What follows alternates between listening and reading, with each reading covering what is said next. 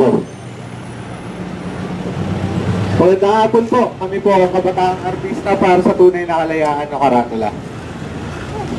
Mag-aantog lang po kami ng mga maikling tula para po sa araw na ito ng Undas. Huwag kang matakot sa patay. Matakot kang nabubuhay. Sa gutom, kahirapan at kawalang kinabukasan.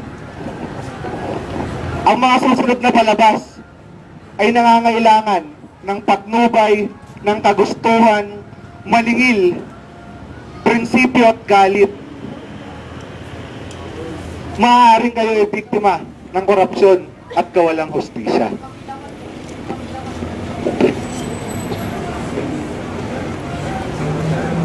Totoo ang multo. Dito ko itong barbero.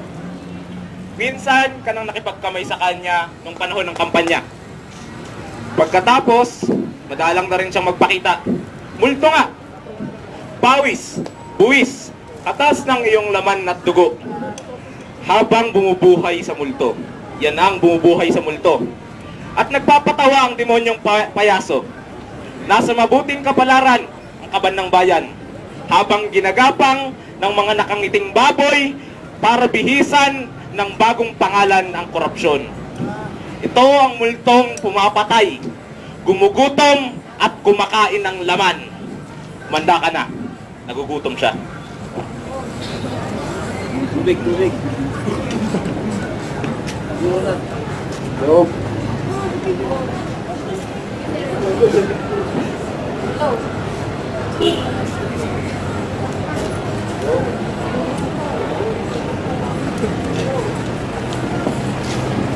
Ayan.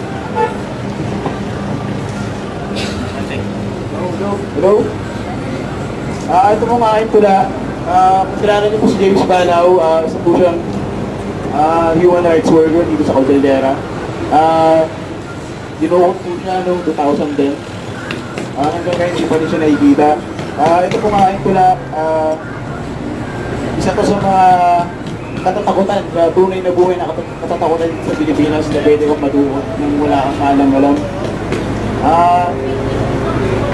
Okay. Isa na naman tula para kay James Balaw. Isa ka ng patak sa isang umapaw na timba nang lahat ng katulad mong tinuot, itinagot, nawawala. Isa ka ng patak sa pasang santo ng mga minero at pawis sa likod ng mga katutubo ni nagawa ng lupang mapagsasandalan ng ulo. Sa kanang patak, sa bante-banteng dugo na kanilang pinatalsik at pinatulog sa mga pusong nag-aalimpuyo. Isa ka ng patak sa malapot na katas ng mga bangkay na nabubulok sa sulok ng mga bundok, may mga butas ng bala sa tiyan, pareho kayo ng pinaglalaban.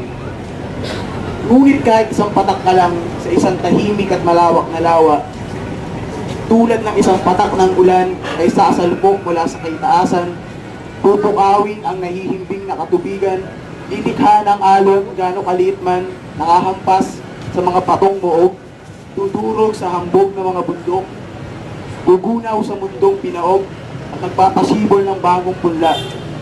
Yung tiyang usbong ng kalayaan at bagong simula kahit isang patak ka lang. Salamat po.